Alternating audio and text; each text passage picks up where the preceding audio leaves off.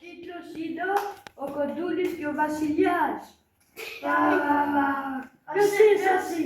Εσύ Είμαι ποιος ο Βασιλιά, όχι είμαι ο Κοντούλης. Δεν γίνεται, εγώ είμαι ο Κοντούλης. Όχι, εγώ είμαι, δεν είσαι, εγώ είμαι πιο μικρός. Εγώ είμαι. Εγώ είμαι. Ξέρεις τι, να δούμε ποιος είναι ο πιο Κοντούλης. Εγώ είμαι. Εγώ είμαι. Εγώ είμαι. Άντε, πάμε. Άντε.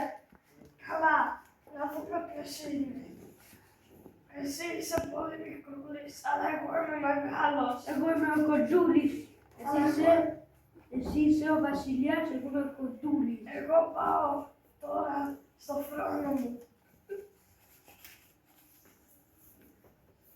Άντε. Έρχομαι. Όχι. Ναι. Όχι. Ναι. Όχι. Ναι. Όχι. Ναι. Όχι. Ναι. Εσύ πώς μπορείς να είσαι τόσο μικρός και τόσο καλός? Γιατί είμαι ο Μικρούλης. Είμαι ο Κοντούλης. Εγώ είμαι ο καλύτερος. Άντε. Και σκότωσα διοίκησα. Όχι. Πάω. Πλήγησα. Όχι.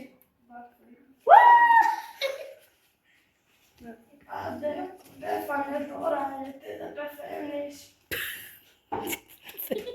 Έφανε, ναι, νίκησα. Ναι, νίκησα. Πάμε πρώτα. Δεν είναι τέλος. Πότε.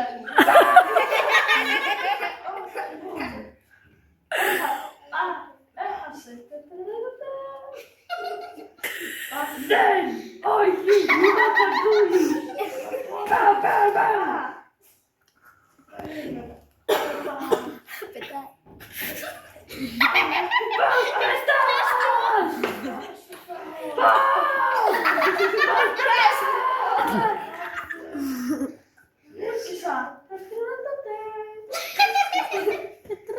Ένα χειροκρότημα, σας ευχαριστούμε πάρα πολύ.